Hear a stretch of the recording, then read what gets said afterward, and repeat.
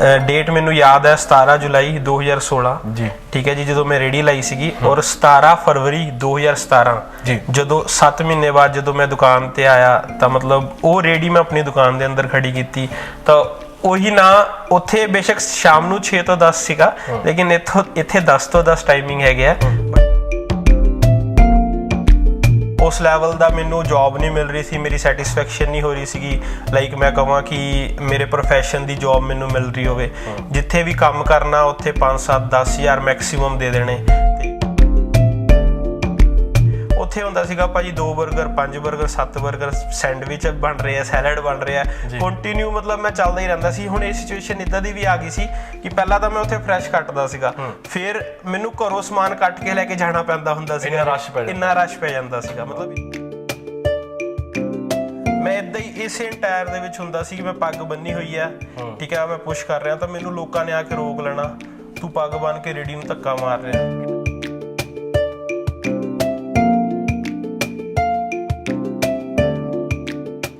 Video ਸਾਡੇ ਵਾਲ ਤੇ ਸਾਡੇ ਵਾਲ ਟੀਵੀ ਵੇਖ ਰਹੇ ਸਾਰੇ ਸਰੋਤਿਆਂ ਨੂੰ ਮੇਰੇ ਵੱਲੋਂ ਯਾਨੀ ਕਿ ਸੁਖਰਾਜ ਗਾਖਲ ਦੇ ਵੱਲੋਂ ਪਿਆਰ ਭਰੀ ਸਤਿ ਸ਼੍ਰੀ ਅਕਾਲ। ਅੱਜ ਅਸੀਂ ਪਹੁੰਚੇ ਹਾਂ ਜੀ ਸ਼ਹਿਰ ਹੁਸ਼ਿਆਰਪੁਰ ਦੇ ਵਿੱਚ। ਹੁਸ਼ਿਆਰਪੁਰ ਜਿੱਥੇ ਬਹੁਤ ਸਾਰੀਆਂ ਚੀਜ਼ਾਂ ਦੇ ਲਈ ਫੇਮਸ ਆ, ਉੱਥੇ ਇੱਕ ਸ਼ਾਪ ਆ ਜੀ 610 버ਗਰ, ਯਾਨੀ ਕਿ 6 ਤੋਂ 10। ਪਰ ਇਹ 6 ਤੋਂ 10 ਨਹੀਂ ਖੁੱਲਦੀ, ਇਹ ਖੁੱਲਦੀ ਨੋਰਮਲ ਟਾਈਮਿੰਗ ਦੇ ਉੱਤੇ ਆ, ਪਰ 6 ਤੋਂ 10 ਦੀ ਸਟੋਰੀ ਵੀ ਜਿਹੜੀ ਆ ਪਿੱਛੇ ਬੜੀ ਖਾਸ ਆ। ਕਰਦੇ ਹਾਂ ਜੀ ਗੱਲਬਾਤ ਆਪਾਂ ਇਸ ਓਨਰ ਦੇ ਨਾਲ।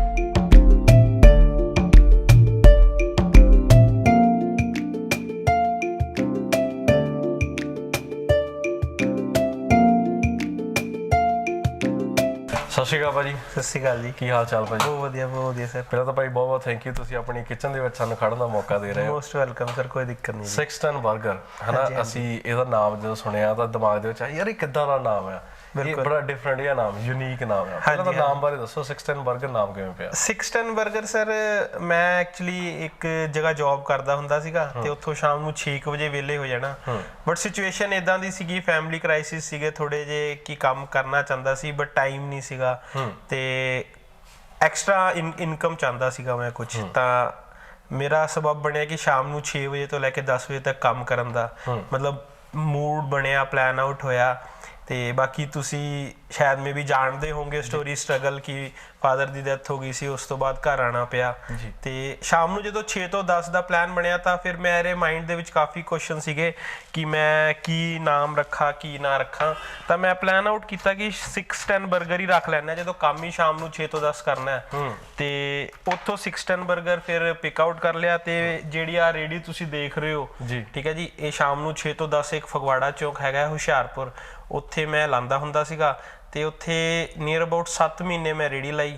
ਤੇ ਡੇਟ ਮੈਨੂੰ ਯਾਦ ਹੈ 17 ਜੁਲਾਈ 2016 ਜੀ, ਠੀਕ ਹੈ ਜੀ, ਜਦੋਂ ਮੈਂ ਰੇੜੀ ਲਾਈ ਸੀਗੀ। ਔਰ 17 ਫਰਵਰੀ 2017 ਜਦੋਂ 7 ਮਹੀਨੇ ਬਾਅਦ ਜਦੋਂ ਮੈਂ ਦੁਕਾਨ ਤੇ ਆਇਆ ਤਾਂ ਮਤਲਬ ਉਹ ਰੇੜੀ ਮੈਂ ਆਪਣੀ ਦੁਕਾਨ ਦੇ ਅੰਦਰ ਖੜੀ ਕੀਤੀ ਤਾਂ ਉਹੀ ਨਾ ਉੱਥੇ ਬੇਸ਼ੱਕ ਸ਼ਾਮ ਨੂੰ 6 ਤੋਂ 10 ਸੀਗਾ, ਲੇਕਿਨ ਇੱਥੇ 10 ਤੋਂ 10 ਟਾਈਮਿੰਗ ਹੈਗੇ ਆ, ਬਟ ਨਾ 610 ਹੀ ਰੱਖਿਆ ਸੀ। ਪਰਫੈਕਟ। ਅੱਛਾ, ਜਦੋਂ ਰੇੜੀ ਲਾਈ ਆ ਇਹ ਤਾਂ ਹਨਾ ਅਸੀਂ ਤੁਹਾਡੀ ਜਾਣਦੇ ਤੁਸੀਂ ਦੱਸਿਆ ਕਿ ਬਿਲਕੁਲ ਰੇੜੀ ਲਾਉਣ ਤੋਂ ਪਹਿਲਾਂ ਤੁਹਾਡੀ ਪੜ੍ਹਾਈ ਜਿਹੜੀ ਸਟੱਡੀ ਜਿਹੜੀ ਆ, ਹਾਂਜੀ ਉਹ ਤੁਸੀਂ ਕੀ ਕੀਤਾ ਸੀਗਾ? ਸਰ ਮੈਂ ਹੋਟਲ ਮੈਨੇਜਮੈਂਟ ਕੀਤਾ ਹੋਇਆ, ਠੀਕ ਹੈ ਜੀ, ਔਰ ਮੈਂ 5 ਸਟਾਰ ਹੋਟਲਸ ਦੇ ਵਿੱਚ ਹੀ ਕੰਮ ਕੀਤਾ, ਲਾਈਕ ਤਾਜ ਔਰ ITC ਵਰਗੇ ਬ੍ਰਾਂਡਸ ਦੇ ਵਿੱਚ ਕੰਮ ਕੀਤਾ ਮੈਂ।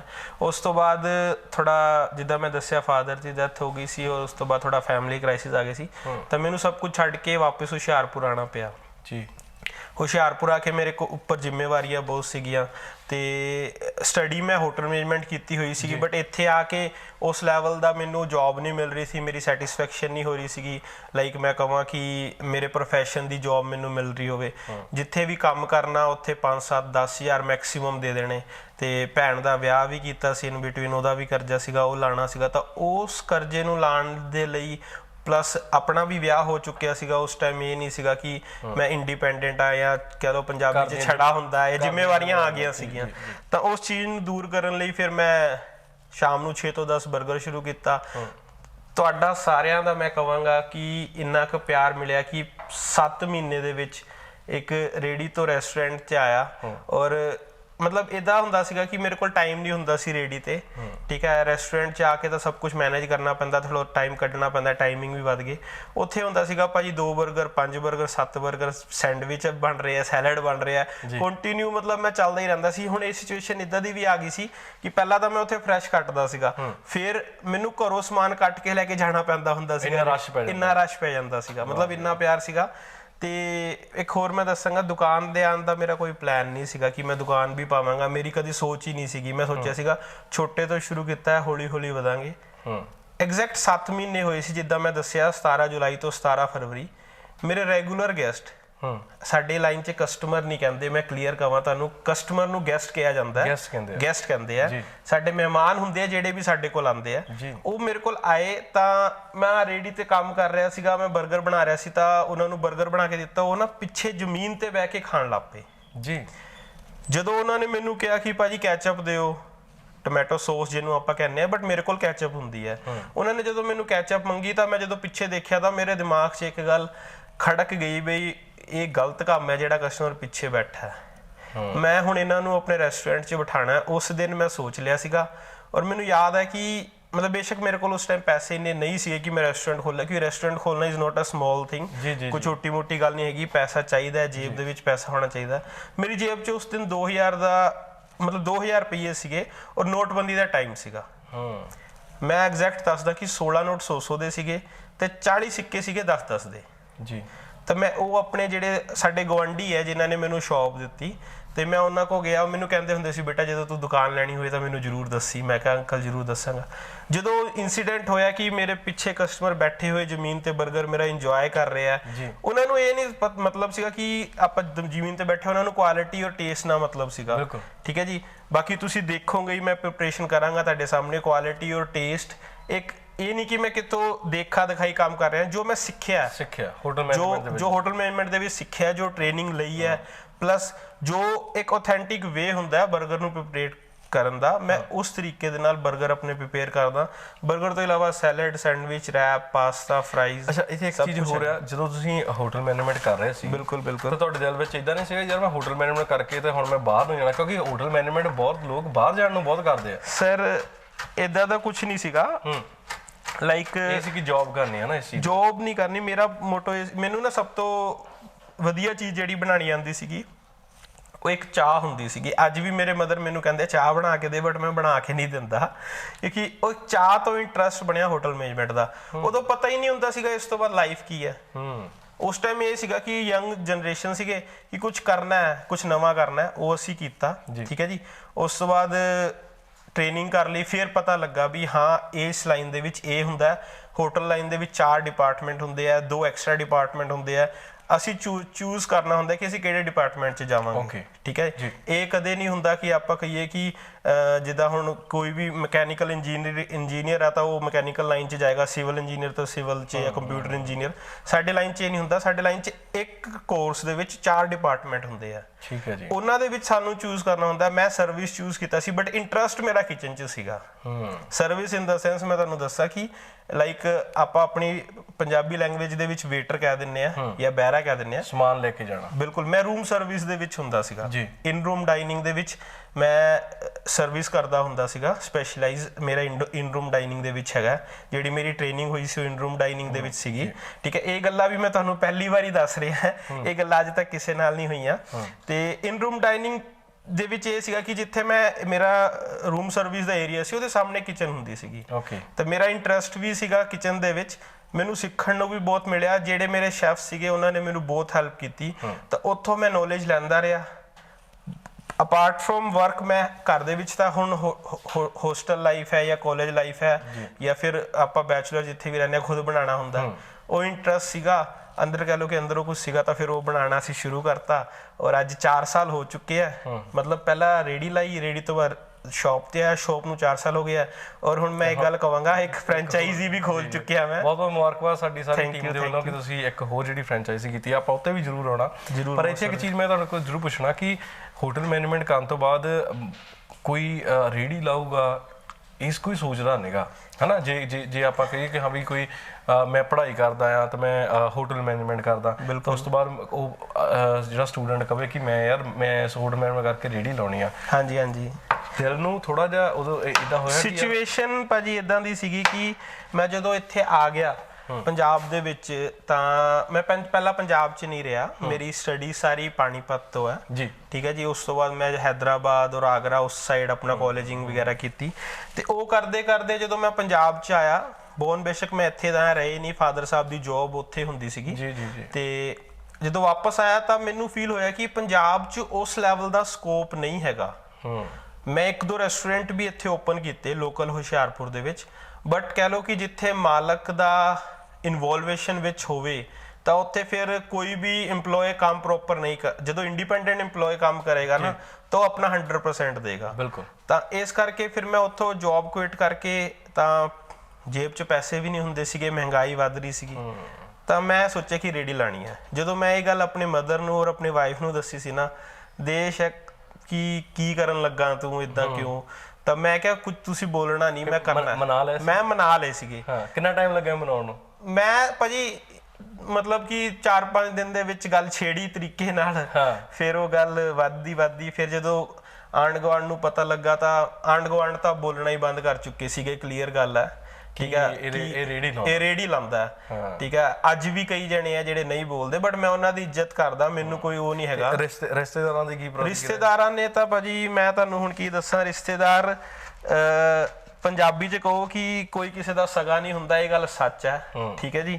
ਉਹਨਾਂ ਨੇ ਤਾਂ ਜੋ ਕਹਿੰਦੇ ਕਿ ਤੇਰੇ ਫਾਦਰ ਦੀ ਜੌਬ ਇਦਾਂ ਹੁੰਦੀ ਸੀਗੀ, ਜਾਂ ਤੂੰ ਆਪ ਹੋਟਲ ਮੈਨੇਜਮੈਂਟ ਕੀਤਾ, ਰੇਹੜੀ ਲਾਉਣ ਲੱਗਾ, ਉਹਨਾਂ ਨੇ ਤਾਂ ਮੇੜੇ ਮਾਰੇ। ਲੋਕੀ ਵੀ ਜਦੋਂ ਮੈਂ ਰੇਹੜੀ ਪੁਸ਼ ਕਰਕੇ ਜਾਂਦਾ ਹੁੰਦਾ ਸੀਗਾ, 1.5 ਕੁਇੰਟਲ ਦੀ ਰੇਹੜੀ ਸੀਗੀ ਮੇਰੀ, ਮੈਂ ਰੇਹੜੀ ਵੀ ਇਦਾਂ ਤਿਆਰ ਕਰਵਾਈ ਸੀ, ਇਹਦੇ ਵਿੱਚ ਇੱਕ ਵੀ ਪੇਚ ਨਹੀਂ ਹੈਗਾ ਜੀ, ਆਪਣੇ ਦਿਮਾਗ ਦੇ ਨਾਲ, ਠੀਕ ਹੈ। ਪਲੱਸ ਕੁਇੰਟਲ ਦਾ ਸਮਾਨ ਹੁੰਦਾ ਸੀ, 2.5 ਕੁਇੰਟਲ ਜਦੋਂ ਮੈਂ ਪੁਸ਼ ਕਰਨਾ ਤਾਂ ਮੈਂ ਇਦਾਂ ਹੀ ਇਸੇ ਇੰਟਾਇਰ ਦੇ ਵਿੱਚ ਹੁੰਦਾ ਸੀ ਕਿ ਮੈਂ ਪੱਗ ਬੰਨੀ ਹੋਈ ਹੈ, ਠੀਕ ਹੈ, ਮੈਂ ਪੁਸ਼ ਕਰ ਰਿਹਾ ਤਾਂ ਮੈਨੂੰ ਲੋਕਾਂ ਨੇ ਆ ਕੇ ਰੋਕ ਲੈਣਾ, ਤੂੰ ਪੱਗ ਬੰਨ ਕੇ ਰੇਹੜੀ ਨੂੰ ਧੱਕਾ ਮਾਰ ਰਿਹਾ। ਕਿੰਨਾ ਸਮਾਂ ਲੱਗਦਾ ਸੀਗਾ ਘਰ ਤੋਂ ਉਸ ਜਗ੍ਹਾ ਤੇ? ਘਰ ਤੋਂ 3.5 ਕਿਲੋਮੀਟਰ ਹੈਗੇ ਆ, ਤਾਂ ਘੰਟਾ 1.5 ਘੰਟਾ ਲੱਗ ਜਾਂਦਾ ਸੀ ਮੈਨੂੰ ਕੱਲਾ ਜਾਣ ਨੂੰ। ਹਾਂਜੀ। ਫਿਰ ਜਾ ਕੇ ਉੱਥੇ ਪ੍ਰੈਪਰੇਸ਼ਨ ਵੀ ਕਰਨੀ? ਉੱਥੇ ਪ੍ਰੈਪਰੇਸ਼ਨ ਕਰਨੀ, ਮੈਂ 4 ਵਜੇ ਘਰੋਂ ਨਿਕਲਦਾ ਸੀਗਾ, 5:30 ਵਜੇ ਪਹੁੰਚ ਜਾਂਦਾ ਹੁੰਦਾ ਸੀਗਾ, ਤੇ 6 ਵਜੇ ਕੰਮ ਸ਼ੁਰੂ ਹੁੰਦਾ ਸੀਗਾ, ਔਰ 9:30 10 ਵਜੇ ਤੱਕ ਤਾਂ ਮੈਂ ਵਿਹਲਾ ਹੀ ਹੁੰਦਾ ਸੀਗਾ, ਫਿਰ 11 11:30 ਵਜੇ ਘਰ ਆਉਣਾ। ਹਾਂਜੀ ਹਾਂਜੀ, ਘਰ ਆਉਣਾ। ਫਿਰ ਘਰਦਿਆਂ ਦੀ ਪ੍ਰਤੀਕਿਰਿਆ ਕੀ ਹੁੰਦੀ ਸੀਗੀ? ਪੁੱਛਦੇ ਹੁੰਦੇ ਕਿ ਅੱਜ ਪਹਿਲੇ ਦਿਨ ਕਿ ਅੱਜ ਕਿੰਨੇ 버ਗਰ ਵੇਚੇ?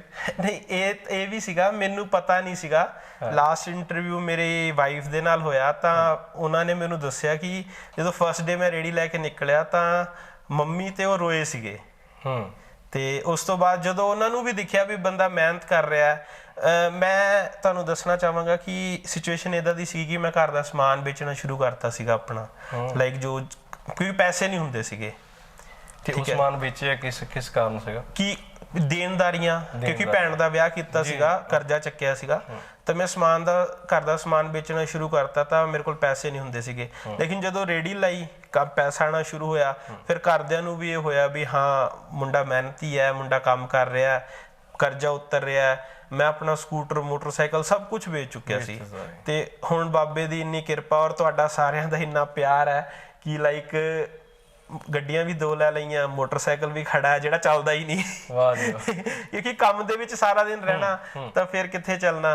ਤੇ ਉਸ ਤੋਂ ਬਾਅਦ ਹੁਣ ਕੋਈ ਦਿੱਕਤ ਨਹੀਂ ਹੈ, ਹੁਣ ਇੱਕ ਫਰੈਂਚਾਈਜ਼ੀ ਵੀ ਆਪਾਂ ਖੋਲੀ ਹੈ ਲੁਧਿਆਣੇ, ਤੇ ਉੱਥੇ ਵੀ ਕੰਮ ਵਧੀਆ ਚੱਲ ਰਿਹਾ। ਅੱਛਾ, ਪਹਿਲੇ ਦਿਨ ਜਦੋਂ ਰੇਹੜੀ ਦੇ ਸਮੇਂ ਤੇ ਮੈਂ ਰਹਿਣਾ ਹਾਲੇ, ਪਹਿਲੇ ਦਿਨ ਜਦੋਂ ਰੇਹੜੀ ਦੇ ਉੱਤੇ 버ਗਰ ਵੇਚੇ, ਕਿੰਨੇ 버ਗਰ ਵੇਚੇ ਸੀਗੇ ਜੀ? ਮੈਂ ਤੁਹਾਨੂੰ ਦੱਸਾਂ ਕਿ ਪਹਿਲੇ ਦਿਨ ਨਾ ਮੈਂ 90 ਕੁ 버ਗਰ ਲੈ ਕੇ ਗਿਆ ਸੀਗਾ, ਤੇ ਪਹਿਲਾ 버ਗਰ ਮੇਰਾ ਠੰਡਾ 버ਗਰ ਵਿਕਿਆ ਸੀ। ਮਤਲਬ ਮੈਂ ਬਣਾਇਆ ਇਦਾਂ ਹੀ ਦੇਤਾ, ਕਹਿੰਦੇ ਦੇ ਦਿਓ, ਬਜ਼ੁਰਗ ਜੀ ਅੰਕਲ ਸੀ, ਕਹਿੰਦੇ ਮੈਂ ਖਾਣਾ। ਉਹਨਾਂ ਨੂੰ ਖੁਸ਼ੀ ਬੜੀ ਚੜੀ ਸੀ ਕਿ ਇੱਕ ਸਰਦਾਰ ਮੁੰਡਾ ਕੰਮ ਕਰ ਰਿਹਾ। ਤੇ ਉਸ ਤੋਂ ਬਾਅਦ ਪਹਿਲੇ ਦਿਨ 90 버ਗਰ ਮੇਰੇ 7-8 ਵਜੇ ਤੱਕ ਵਿਕ ਗਏ ਸੀ, ਫਿਰ ਹੋਰ ਮੰਗਾਏ ਸੀਗੇ। ਵਾਹ। ਹਾਂ, ਉਸ ਦਿਨ ਇਹ ਹੋਇਆ ਸੀਗਾ, ਮਤਲਬ ਕਾਊਂਟ ਨਹੀਂ ਕੀਤੇ, ਮਤਲਬ ਸਟਾਕ ਮੇਰਾ 90 ਕੁ 버ਗਰਾਂ ਦਾ ਸੀਗਾ ਫਸਟ ਡੇ। ਫਿਰ ਹੋਰ ਮੰਗਾਉਣੇ ਪਏ? ਫਿਰ ਉਸ ਤੋਂ ਬਾਅਦ ਹੋਰ ਮੰਗਾਉਣੇ ਪਏ, ਫਿਰ ਉਸ ਤੋਂ ਬਾਅਦ ਤਾਂ ਕਦੇ ਘੱਟ ਵੱਧ ਹੁੰਦੇ ਰਹੇ, ਅਪ ਡਾਊਨ ਹੁੰਦਾ ਰਿਹਾ। ਬਟ ਹੁਣ ਮੈਂ ਇੱਕ ਸੈਟੀਸਫੈਕਸ਼ਨ ਹੈਗੀ ਆ, ਮੈਂ ਬੇਸ਼ੱਕ 10 ਵੇਚ ਲਾਂ, 15 ਵੇਚ ਲਾਂ, 50 ਵੇਚ ਲਾਂ, ਬਟ ਆਪਣੇ ਕਸਟਮਰ ਨੂੰ ਸੈਟੀਸਫਾਈਡ ਕਰਦਾ। ਉੱਥੇ ਕਸਟਮਰ ਸੈਟੀਸਫੈਕਸ਼ਨ ਨਹੀਂ ਹੁੰਦੀ ਸੀ। ਉੱਥੇ ਕੀ ਸੀਗਾ ਕਿ ਛੋਟੀ ਜਿਹੀ ਜਗ੍ਹਾ ਸੀਗੀ, ਆਣਾ, ਕਸਟਮਰ ਨੇ ਲੈ ਕੇ ਚਲ ਜਾਣਾ। ਹੁਣ ਇੱਥੇ ਮੇਰੇ ਕੋਲ ਗੈਸਟ ਆਉਂਦੇ ਆ ਤਾਂ ਤਸੱਲੀ ਹੁੰਦੀ ਹੈ, ਮੈਨੂੰ ਉਹ 'ਚ ਜ਼ਿਆਦਾ ਖੁਸ਼ੀ ਮਿਲਦੀ ਹੈ। ਅੱਛਾ, ਤੁਹਾਡੀ ਸ਼ੌਪ ਦੇ ਵਿੱਚ ਤੁਹਾਨੂੰ ਕੀ ਲੱਗਦਾ ਕਿ ਇਹੋ ਜਿਹਾ ਕੀ ਖਾਸ ਹੈ ਤੁਹਾਡੇ 버ਗਰਾਂ ਦੇ ਵਿੱਚ, ਕੀ ਖਾਸ ਹੈ ਕਿ ਲੋਕ ਤੁਹਾਡੇ ਕੋਲ ਖਾਣ ਆਉਣ? ਮੇਰੇ ਕੋਲ ਸਪੈਸ਼ਲਿਟੀ ਮੇਰੀ ਇਹ ਹੈ ਕਿ ਮੈਂ ਦੱਸਣਾ ਚਾਹੁੰਦਾ, ਇੱਕ ਤਾਂ ਦੇਖੋ ਤੁਹਾਡੇ ਸਾਹਮਣੇ ਵੈਜੀਟੇਬਲਸ ਕੱਟੀਆਂ ਜੀ, ਫਰੈਸ਼ ਵੈਜੀਟੇਬਲਸ ਦੇ ਨਾਲ 버ਗਰ ਕੁੱਕ ਕਰਦਾ, ਤੁਸੀਂ ਵੀਡੀਓ ਵੀ ਬਣਾਈ ਹੈ, ਦੇਖ ਵੀ ਲਿਆ, ਠੀਕ ਹੈ। ਸੈਕਿੰਡ ਥਿੰਗ ਕੀ ਹੁੰਦਾ ਹੈ ਕਿ ਮੈਂ ਇਹ ਨਹੀਂ ਕਿ ਤਵੇ ਤੇ ਬਣਾ ਰਿਹਾ, ਮੱਖਣ ਲਾ ਰਿਹਾ, ਘਿਓ ਲਾ ਰਿਹਾ, ਆਇਲ ਫ੍ਰੀ 버ਗਰ ਹੁੰਦੇ ਆ ਮੇਰੇ। ਜਿਹੜੀ ਮੇਰੀ ਟਿੱਕੀ ਵੀ ਹੁੰਦੀ ਹੈ ਨਾ, ਉਹ 100% ਆਇਲ ਫ੍ਰੀ ਹੁੰਦੀ ਹੈ, ਉਸ ਨੂੰ ਆਪਾਂ ਗ੍ਰਿਲ ਕਰੀਦਾ ਜੀ, ਠੀਕ ਹੈ। ਮੇਰੀ ਸਪੈਸ਼ਲਿਟੀ ਇਹ ਹੈ, ਇੱਕ ਤਾਂ ਹਾਈਜੀਨ ਤਰੀਕੇ ਨਾਲ ਬਣਾਉਣਾ, ਬਿਲਕੁਲ ਸਾਫ ਸੁਥਰਾ, ਠੀਕ ਹੈ ਜੀ। ਦੂਸਰਾ ਆਇਲ ਫ੍ਰੀ, ਤੀਸਰਾ ਫਰੈਸ਼। ਮਤਲਬ ਇਹ ਤਿੰਨ ਚੀਜ਼ਾਂ ਨੂੰ ਮੈਂ, ਮੇਰੀ ਟੈਗਲਾਈਨ ਵੀ ਹੈ we do it fresh around here. ਇਸ ਏਰੀਆ ਦੇ ਵਿੱਚ ਮੈਨੂੰ ਹੋਰਾਂ ਦਾ ਤਾਂ ਪਤਾ ਨਹੀਂ, ਆਪਣੇ ਕੰਮ ਤੋਂ ਨਹੀਂ ਬੇਲ ਲੱਗਦਾ, ਠੀਕ ਹੈ। ਆਪ ਮੈਂ ਫਰੈਸ਼ ਬਣਾਉਣਾ। ਅੱਜ ਜੇ ਮੈਨੂੰ ਵਧੀਆ ਲੱਗਦਾ ਤਾਜ਼ਾ ਖਾਣਾ ਤਾਂ ਮੈਨੂੰ ਖਵਾਉਂਦੇ ਹੋਏ ਦਿੱਕਤ ਨਹੀਂ ਹੋਣੀ ਚਾਹੀਦੀ, ਮੇਰੀ ਇਹ ਸੋਚ ਹੈ ਜੀ। ਜਿੱਦਾਂ ਦਾ ਮੈਂ ਆਪ ਖਾਣਾ ਉਦਾਂ ਦੀ ਹੀ ਕੁਆਲਿਟੀ ਤੁਹਾਨੂੰ ਖਵਾਵਾਂਗਾ। ਇਹ ਨਹੀਂ ਕਿ ਤੁਸੀਂ ਸਪੈਸ਼ਲ ਆਏ ਹੋ ਤਾਂ ਤੁਹਾਨੂੰ ਕੁਝ ਐਕਸਟਰਾ ਨਮਕ ਜਾਂ ਐਕਸਟਰਾ ਖੰਡ ਪਾ ਕੇ ਖਵਾਦਾ, ਇਦਾਂ ਦਾ ਨਹੀਂ ਹੋਏਗਾ। ਜੋ ਰੈਗੂਲਰ ਜਾਂਦਾ ਉਹੀ ਸਾਰਿਆਂ ਨਾਲ ਖਵਾਉਣਾ, ਔਰ ਤੁਹਾਡੇ ਲਈ ਵੀ 버ਗਰ ਪ੍ਰੀਪੇਅਰ ਕਰਨੇ ਵੀ ਹੈ ਔਰ 2 ਹੋ ਵੀ ਗਏ ਆ ਜੀ। ਤਾਂ ਤੁਹਾਨੂੰ ਉਹੀ ਖਵਾਵਾਂਗਾ ਜੋ ਰੈਗੂਲਰ ਕਸਟਮਰ ਖਾਂਦੇ ਆ। ਨਾਲ ਆਪਾਂ 버ਗਰ ਵੀ ਜਿਹੜੇ ਆਪਾਂ ਜ਼ਰੂਰ ਦੇਖਾਂਗੇ। ਮੈਂ ਤੁਹਾਨੂੰ ਸਪੈਸ਼ਲ ਤੁਹਾਡੇ ਲਈ 버ਗਰ ਬਣਾਉਣਾ, ਮਤਲਬ ਹਲਕਾ ਜਿਹਾ ਮੈਂ ਚਾਹੂੰ ਤਾਂ ਮੈਂ ਬਨ ਨੂੰ ਉਹਦਾ ਫਰੈਸ਼ ਹੀ ਰੱਖਦਾ ਜੀ, ਬਟ ਮੈਂ ਚਾਹੁੰਦਾ ਕਿ ਥੋੜਾ ਜਿਹਾ ਤੁਸੀਂ ਨਾਲ ਵੀ ਲੈ ਜਿਓ ਤਾਂ ਥੋੜਾ ਕਰੰਚੀ ਰਹੇ। ਤੇ ਜਿਹੜੀ ਸਾਡੀ ਵੈਜੀਟੇਬਲਸ ਹੁੰਦੀਆਂ ਮੈਂ ਤੁਹਾਨੂੰ ਦਿਖਾ ਦਿੰਦਾ, ਸਾਰੀਆਂ ਜੂਲੀਅਨ ਕੱਟ ਹੁੰਦੀ ਹੈ। ਇੱਕ ਪੰਜਾਬੀ ਵਿੱਚ ਜਿਹਨੂੰ ਲੰਬਾ ਕੱਟ ਕਹਿੰਦੇ, ਲੰਬਾ ਕੱਟ ਕਹਿੰਦੇ ਆ, ਅੰਗਰੇਜ਼ੀ ਸਾਡੀ ਟਰਮ ਦੇ ਵਿੱਚ ਜੂਲੀਅਨ ਕੱਟ ਕਹਿੰਦੇ ਆ। ਤੁਸੀਂ ਹਰ ਜਗ੍ਹਾ ਦੇਖਿਆ ਹੋਣਾ ਅਨੀਅਨਸ ਦੇ ਰਿੰਗਸ, ਟੋਮੈਟੋ ਰਿੰਗਸ, ਕੁਕੁੰਬਰ ਰਿੰਗਸ, ਇਹ ਸਭ 버ਗਰਸ ਦੇ ਵਿੱਚ ਪੈਂਦੇ ਆ। ਬਟ ਮੇਰਾ ਉਹ ਕਨਸੈਪਟ ਬਿਲਕੁਲ ਹੀ ਹੈ ਨਹੀਂ। ਲਾਈਕ ਮੈਂ ਜੂਲੀਅਨ ਕੱਟ, ਜਦੋਂ ਆਪਾਂ ਕਿਸੇ ਹੋਰ ਜਗ੍ਹਾ ਜਾਈਦਾ ਜਾਂ ਰੇੜੀ ਦੀ ਗੱਲ ਕਰ ਲਈਏ, ਕਿਤੇ ਵੀ ਜਾਂਦੇ XYZ, ਤਾਂ ਉਹ ਜਿਹੜਾ ਰਾਉਂਡ ਫਿਗਰ ਦੇ ਵਿੱਚ ਬਿਲਕੁਲ ਵੈਜੀਟੇਬਲਸ ਕੱਟ ਕਰਕੇ ਪਾਉਂਦੇ ਆ। ਬਟ ਮੇਰਾ ਕਨਸੈਪਟ ਟੋਟਲੀ ਡਿਫਰੈਂਟ ਹੈ। ਮੈਂ ਸਭ ਕੁਝ ਜੂਲੀਅਨ ਕੱਟ ਦੇ ਵਿੱਚ ਸਰਵ ਕਰਦਾ ਆਪਣੇ 버ਗਰਸ ਦੇ ਵਿੱਚ। ਪਲੱਸ ਮੇਰੇ ਜਿਹੜੇ ਅਨੀਅਨ ਹੁੰਦੇ ਆ ਤੁਸੀਂ ਧਿਆਨ ਨਾਲ ਦੇਖੋ, ਇਹ ਕੈਰਮਲਾਈਜ਼ਡ ਹੈ। ਲਾਈਕ ਇਹ ਸ਼ੂਗਰ, ਬਲੈਕ ਪੇਪਰ ਔਰ ਸੋਲਟ ਦੇ ਵਿੱਚ ਕੈਰਮਲਾਈਜ਼ਡ ਕੀਤੇ ਹੋਏ ਆ। ਜਿਹੜਾ ਅਨੀਅਨ ਦਾ ਇੱਕ ਕੋੜਾਪਨ ਹੁੰਦਾ, ਠੀਕ ਹੈ, ਉਹ ਕੈਰਮਲਾਈਜ਼ਡ ਕਰਕੇ ਰਿਮੂਵ ਹੋ ਜਾਂਦਾ ਹੈ 100%। ਜਦੋਂ ਤੁਸੀਂ ਬਾਈਟ ਕਰੋਗੇ, ਇੱਕ ਤਾਂ ਤੁਹਾਨੂੰ ਫਰੈਸ਼ਨੈਸ ਰਹੇਗੀ ਵੈਜੀਟੇਬਲਸ ਦੀ, ਪਲੱਸ ਤੁਹਾਨੂੰ ਅਨੀਅਨ ਦਾ ਕੋੜਾਪਨ ਨਹੀਂ ਆਏਗਾ ਔਰ ਈਜ਼ੀ ਟੂ ਡਾਈਜੈਸਟ ਹੋਏਗਾ। ਪਰਫੈਕਟ। ਤੇ ਤੁਸੀਂ ਦੱਸ ਰਹੇ ਸੀ ਇਹ ਜਿਹੜੀ ਚੀਜ਼ ਆ ਇੱਥੇ ਲਾਗੇ ਛਾਗੇ, ਇੱਥੇ ਲਾਗੇ ਚਾਗੇ ਕੀ ਮੈਂ ਕਹਿੰਦਾ ਕਿ ਆਪਣੇ ਪੰਜਾਬ ਏਰੀਆ ਦੇ ਵਿੱਚ ਸ਼ਾਇਦ ਹੀ ਮੇਰੇ ਹਿਸਾਬ ਨਾਲ ਕੋਈ ਬਣਾਉਂਦਾ 버ਗਰਸ ਦੇ ਵਿੱਚ ਸਪੈਸ਼ਲੀ ਜੀ। ਬਾਕੀ ਹੋਰ ਚੀਜ਼ਾਂ ਬਣਦੀਆਂ, ਠੀਕ ਹੈ, ਉਹਦੇ ਵਿੱਚ ਪੈਂਦਾ, ਬਟ 버ਗਰਸ ਦੇ ਵਿੱਚ ਮੇਰੇ ਹਿਸਾਬ ਨਾਲ ਮੈਂ ਅੱਜ ਤੱਕ ਨਹੀਂ ਦੇਖਿਆ। ਹੁਣ ਕੋਈ ਸ਼ੁਰੂ ਕਰ ਦੇ ਤਾਂ ਗੱਲ ਡਿਫਰੈਂਟ ਹੈ। ਅੱਛਾ, ਮੈਂ ਤੁਹਾਡੇ ਨਾਮ ਦੇਖ ਰਿਹਾ ਸੀਗਾ, 버ਗਰਸ ਦੇ ਨਾਮ ਦੇਖ ਰਿਹਾ ਸੀਗਾ, ਬੜੇ ਡਿਫਰੈਂਟ ਨਾਮ ਹੈ। ਬਿਲਕੁਲ। ਕਿਵੇਂ ਥਾਟ ਆਉਂਦਾ ਕਿ ਹਾਂ ਵੀ ਯਾਰ ਮੈਂ ਆਹ ਵਾਲੀ ਚੀਜ਼ ਰੱਖਦਾ, ਨਾਮ ਰੱਖਦਾ, ਵਧੀਆ ਲੱਗੂਗਾ? ਇੱਕ ਤਾਂ ਹੁੰਦਾ ਹੈ ਕਿ ਜਿੱਦਾਂ ਪਹਿਲਾਂ ਤਾਂ ਇਹ ਹੈ ਕਿ ਕਰੰਟ ਅਫੇਅਰਸ ਦੇ ਉੱਤੇ ਨਾਂ ਰੱਖ ਦੇਣਾ। ਜਿੱਦਾਂ ਮੇਰਾ ਇੱਕ PBX1 ਚੱਲ ਰਿਹਾ, ਸਿੱਧੂ ਮੂਸੇਵਾਲਾ 버ਗਰ, ਜੀ, ਠੀਕ ਹੈ ਜੀ, ਉਹ ਬੜਾ ਚੱਲ ਰਿਹਾ। ਉਸ ਤੋਂ ਬਾਅਦ PUBG 버ਗਰ ਬਹੁਤ ਚੱਲ ਰਿਹਾ। ਮਤਲਬ ਕਿ ਮੈਂ ਇਦਾਂ ਦੀਆਂ ਚੀਜ਼ਾਂ ਨੂੰ ਰੱਖਦਾ। ਬਾਹੂਬਲੀ, ਠੀਕ ਹੈ, ਬਾਹੂਬਲੀ 1 ਮੂਵੀ ਆਈ, ਉਦੋਂ ਬਾਹੂਬਲੀ 1 ਲਾਂਚ ਕੀਤਾ। ਉਸ ਤੋਂ ਬਾਹੂਬਲੀ 2 ਦੀ ਜਦੋਂ ਅਨਾਉਂਸਮੈਂਟ ਹੋਈ, ਜਿਹੜੇ ਵਰਡਸ ਟ੍ਰੈਂਡਿੰਗ ਦੇ ਵਿੱਚ ਆ ਰਹੇ ਤੇ ਉਸ ਚੀਜ਼ ਨੂੰ ਲੈ ਕੇ ਰਿਲੇਟ ਕਰਦਾ। ਬਟ 버ਗਰ ਦਾ ਟੇਸਟ ਵੀ ਉਸ ਲੈਵਲ ਦਾ ਹੀ ਹੁੰਦਾ। ਇਹ ਨਹੀਂ ਕਿ ਨਾ ਰੱਖਤਾ। ਜਦੋਂ ਤੁਸੀਂ PUBG 버ਗਰ ਖਾਓਗੇ ਤਾਂ ਤੁਹਾਨੂੰ ਥੋੜਾ ਲਾਈਕ ਜੋਸ਼ ਆਏਗਾ ਔਰ ਤੁਸੀਂ ਖੇਲੋਗੇ ਫਿਰ PUBG, ਠੀਕ ਹੈ। ਬਾਹੂਬਲੀ ਖਾਓਗੇ ਤਾਂ ਤੁਹਾਨੂੰ ਲਾਈਕ ਅੱਖਾਂ ਖੁੱਲਣਗੀਆਂ, ਥੋੜਾ ਸਪਾਈਸੀ ਹੈ, ਠੀਕ ਹੈ। PBX1 ਜਿਹੜਾ ਹੈਗਾ ਨਾ ਸਿੱਧੂ ਮੂਸੇ ਵਾਲਾ ਸਟਾਈਲ, ਆਪਣਾ ਉਹ ਵਾਲਾ ਸਟਾਈਲ ਹੈ। ਉਹਦੇ ਵਿੱਚ ਲਾਈਕ ਜਿੱਦਾਂ ਮੈਂ ਪਨੀਰ ਵੀ ਪਾਇਆ, ਪਾਲਕ ਵੀ ਪਾਈ ਹੈ। ਮੇਰੀ ਸਪੈਸ਼ਲਿਟੀ ਹੈ ਉਸ 버ਗਰ ਦੀ ਪਾਲਕ ਦੀ ਟਿੱਕੀ, ਠੀਕ ਹੈ ਜੀ। ਮੇਰੇ ਕੋਲ 7 ਤੋਂ 8 ਤਰ੍ਹਾਂ ਦੀਆਂ ਟਿੱਕੀਆਂ, ਜਿਹਦੇ ਵਿੱਚ ਆਲੂ ਦੀ ਹੋਏਗੀ, ਗ੍ਰਿਲਡ ਪਨੀਰ ਹੁੰਦਾ, ਪਨੀਰ ਹੁੰਦਾ, ਕਰੰਚੀ ਪਨੀਰ ਵੀ ਹੁੰਦਾ, ਮਸਾਲਾ ਟਿੱਕੀ ਵੀ ਹੁੰਦੀ ਹੈ, ਉਸ ਤੋਂ ਬਾਅਦ ਪਾਲਕ ਦੀ ਟਿੱਕੀ ਵੀ ਹੁੰਦੀ ਹੈ। ਹੋਰ ਵੀ 1-2 ਟਿੱਕੀਆਂ ਹੈਗੀਆਂ। 버ਗਰਸ ਇਹ ਸਾਰੇ ਕਿੰਨੇ ਤਰ੍ਹਾਂ ਦੇ, ਕਿੰਨੇ ਕਿਸਮਾਂ ਦੇ? ਮੇਰੇ ਕੋਲ ਨੀਅਰ ਅਬਾਊਟ ਇੱਥੇ ਹੁਸ਼ਿਆਰਪੁਰ ਦੇ ਵਿੱਚ 35 ਤੋਂ 40 ਤਰ੍ਹਾਂ ਦੇ 버ਗਰ ਹੈਗੇ ਆ, ਠੀਕ ਹੈ। ਔਰ ਲੁਧਿਆਣੇ ਮੈਂ 18 ਤੋਂ 20 ਤਰ੍ਹਾਂ ਦੇ ਲਾਂਚ ਕੀਤੇ ਆ। 35 ਤੋਂ 40 버ਗਰ ਦਾ ਮੇਰੇ ਵਰਗੇ ਦਾ ਤਾਂ ਨਾਮ ਜਿਹੜਾ ਯਾਦ ਰੱਖਣਾ ਬੜਾ ਮੁਸ਼ਕਿਲ ਹੋ ਜਾਂਦਾ। ਤੇ ਤੁਹਾਨੂੰ ਯਾਦ ਰਹਿੰਦਾ ਕਿ ਇਹ ਬੜੀ ਇੱਕ ਕਮਾਲ ਦੀ ਗੱਲ ਹੈ ਕਿ 35 ਤੋਂ 40 버ਗਰ ਡਿਫਰੈਂਟ ਤਰ੍ਹਾਂ ਦੇ, ਹਰ ਇੱਕ 버ਗਰ ਡਿਫਰੈਂਟ ਤਰ੍ਹਾਂ ਦਾ। ਬਿਲਕੁਲ। ਭਾਜੀ ਮੇਰੀ ਇੱਕ ਹੋਰ ਸਪੈਸ਼ਲਿਟੀ ਹੈ ਜਿਹੜੀ ਟਿੱਕੀ ਹੈ। ਮੇਰੇ 610 ਜਿਹਦਾ ਨਾਂ ਆ, ਮੇਰਾ 610 버ਗਰ ਵੀ ਹੈਗਾ ਇੱਕ। ਉਹਦੇ ਵਿੱਚ ਕੀ ਹੈ ਕਿ ਰਾਜਮਾ ਦੀ ਟਿੱਕੀ ਹੈ ਜੀ। ਆਲੂ ਦੇ ਕੰਪੈਰੀਟਿਵਲੀ ਰਾਜਮਾ ਲੋ ਫੈਟ ਹੁੰਦਾ with pineapple slice, grilled pineapple. ਟਿੱਕੀਆਂ ਤੁਸੀਂ ਆਪਣੇ ਆਪ ਬਣਾਉਂਦੇ ਆ ਜੀ? ਕੁਝ ਟਿੱਕੀਆਂ ਮੈਂ ਆਪ ਬਣਾਉਣਾ, ਕੁਝ ਮੈਂ ਮਾਰਕੀਟ ਤੋਂ ਬਾਏ ਕਰਦਾ, ਕੁਝ ਮੈਂ ਖੁਦ ਅਸੈਂਬਲ ਵੀ ਕਰਦਾ। ਮਤਲਬ ਕੁਝ ਸਮਾਨ ਮਾਰਕੀਟ ਤੋਂ ਬਾਏ ਕਰਕੇ ਖੁਦ ਮਿਕਸ ਮੈਚ ਵੀ ਕਰਦਾ। ਹਾਂਜੀ। ਤੇ ਜਿਹੜੀ ਰਾਜਮਾ ਦੀ ਟਿੱਕੀ ਹੈ ਉਹ ਮੇਰਾ ਟੌਪ ਸੈਲਿੰਗ 버ਗਰ ਹੈਗਾ।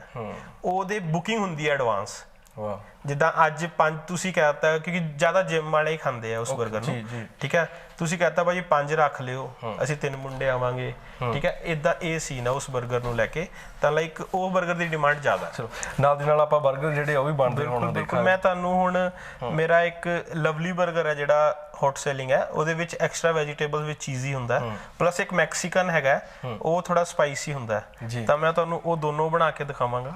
ਤਾਂ ਲਵਲੀ 버ਗਰ ਲਈ ਸਭ ਤੋਂ ਪਹਿਲਾਂ ਲਾਈਕ ਨਾਰਮਲ ਵਾਈਟ ਮਿਓਨੀਸ ਜਿਹੜੀ ਆਮ ਬਾਜ਼ਾਰ ਤੋਂ ਮਿਲਦੀ ਹੈ, ਉਸ ਤੋਂ ਬਾਅਦ ਹਲਕੀ ਜੀ ਲੈਟਸ ਜਾਂ ਕੈਬੇਜ ਜੋ ਵੀ ਤੁਹਾਡੇ ਕੋਲ ਈਜ਼ੀਲੀ ਅਵੇਲੇਬਲ ਹੋਵੇ, ਪਲੱਸ ਇਹ ਦੇਖੋ ਤੁਸੀਂ ਇਹ ਟਿੱਕੀ ਗ੍ਰਿਲ ਕੀਤੀ ਹੋਈ ਹੈ, ਇਹਦੇ ਵਿੱਚ ਆਇਲ ਨਹੀਂ ਹੈ, ਤਲੀ ਨਹੀਂ ਹੈ, ਗ੍ਰਿਲਰ ਤੇ ਗ੍ਰਿਲ ਕੀਤੀ ਹੈ, ਠੀਕ ਹੈ ਜੀ। ਉਸ ਤੋਂ ਬਾਅਦ ਬਿਲਕੁਲ ਆਇਲ ਫ੍ਰੀ ਹੈ, ਹਾਂਜੀ।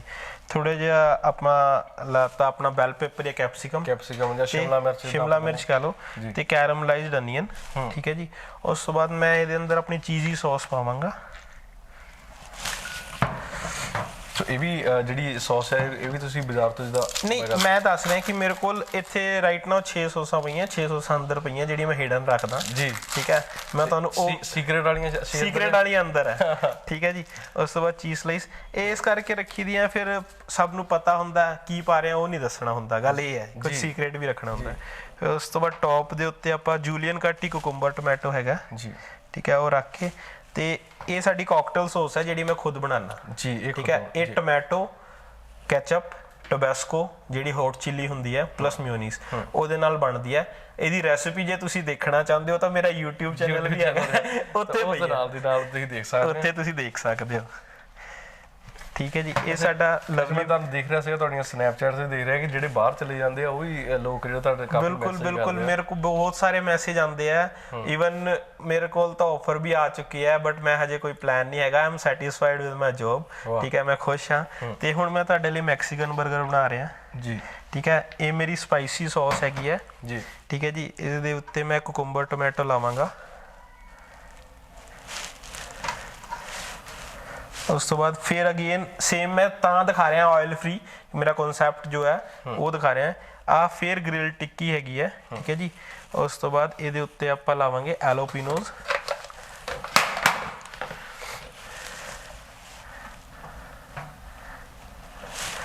ਥੋੜੇ ਜਿਹੇ ਅਨੀਅਨਸ,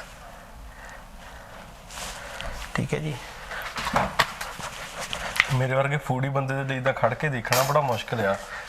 ਸਬਰ ਦਾ ਫਲ ਜਿਹੜਾ ਮੇਰਾ ਉਹ ਮੈਂ ਕਹਿੰਦਾ ਇਹ ਲੋਕੀ ਕਹਿੰਦੇ ਸਬਰ ਦਾ ਫਲ ਮਿੱਠਾ ਹੁੰਦਾ, ਮੈਂ ਕਹਾਂ ਗੁੜ ਹੋਏਗਾ, ਗੁੜ ਦੇ ਨਾਲ ਥੋੜਾ ਨਮਕੀਨ ਵੀ ਹੋਏਗਾ ਔਰ ਸਪਾਈਸੀ ਵੀ ਹੋਏਗਾ। ਉਹੀ ਆ, ਮੈਂ ਹਰ ਰੋਜ਼ ਕੁਛ ਨਾ ਕੁਛ ਮੇਰਾ ਦਿਲ ਕਰਦਾ ਰਹਿੰਦਾ ਕੁਛ ਖਾਵਾਂ, ਤੇ ਇਸ ਟਾਈਮ ਮੈਂ ਜਦੋਂ 버ਗਰ ਬਣਦਾ ਦੇਖ ਰਿਹਾ ਆ ਤੇ ਕੋਲ ਖੜ ਕੇ ਬਸ ਸਫਰ ਕਰਨਾ ਬੜਾ ਮੁਸ਼ਕਿਲ ਜਿਹਾ। ਕੋਈ ਨਹੀਂ, ਮੈਂ ਤੁਹਾਨੂੰ ਸਪੈਸ਼ਲੀ ਤੁਹਾਡੇ ਲਈ ਬਣਾਇਆ, ਤੁਸੀਂ ਖਾਓਗੇ। ਔਰ ਮੈਂ ਇੱਕ ਗੱਲ ਕਹਾਂਗਾ ਕਿ ਮੈਨੂੰ ਕੋਈ ਕਾਲਸ ਔਰ ਮੈਸੇਜ ਇਸ ਚੀਜ਼ ਦੇ ਆਉਂਦੇ ਕਿ ਸਾਨੂੰ ਰੈਸਿਪੀ ਦੱਸ ਦਿਓ।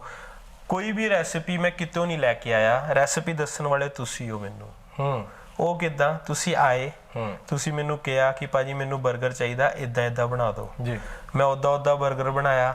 ਪਹਿਲਾਂ ਤਾਂ ਤੁਹਾਨੂੰ ਖਵਾਤਾ, ਉਹ ਰੈਸਿਪੀ ਬਣ ਗਈ, ਠੀਕ ਹੈ। ਉਸ ਤੋਂ ਬਾਅਦ ਮੈਂ ਆਪ ਖਾ ਲਿਆ, ਉਸ ਤੋਂ ਬਾਅਦ ਇੱਕ ਗੈਸਟ ਨੂੰ ਹੋਰ ਖਵਾਤਾ। ਜਦੋਂ 3 ਬੰਦਿਆਂ ਨੂੰ ਖਵਾਤਾ, 3 ਵੱਲੋਂ ਅਪਰੂਵਲ ਹੋ ਗਈ, ਉਹ ਰੈਸਿਪੀ ਬਣ ਗਈ, ਉਸ ਦਾ ਨਾਂ ਦੇ ਦਿੱਤਾ ਔਰ 버ਗਰ ਲਾਂਚ ਕਰਤਾ।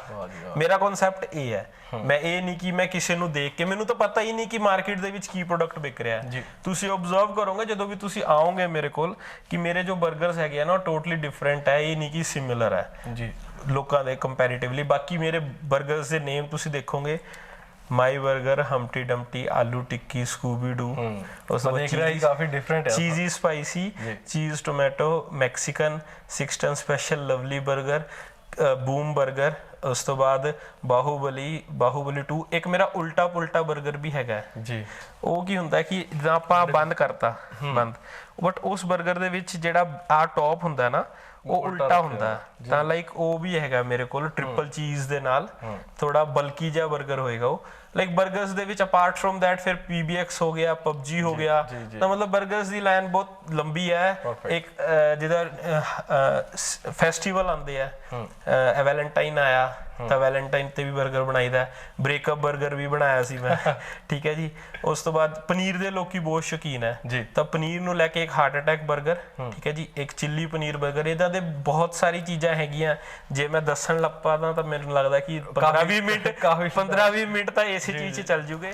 ਅੱਛਾ, ਲੋਕਡਾਊਨ ਦੇ ਵਿੱਚ ਸਾਰੀਆਂ ਚੀਜ਼ਾਂ ਜਿਹੜੀਆਂ ਬੰਦ ਸੀਗੀਆਂ ਹਨਾ, 60-70 ਦਿਨ ਜਿਹੜੇ ਆ ਉਹ ਬੰਦ ਰਿਹਾ ਸਾਰੀਆਂ ਚੀਜ਼ਾਂ, ਉਹਦੇ ਵਿੱਚ ਕਾਫੀ ਇੰਪੈਕਟ ਪਿਆ ਹੋਣਾ ਬਿਜ਼ਨਸ ਨੂੰ। ਡੈਫੀਨੇਟਲੀ ਪਿਆ।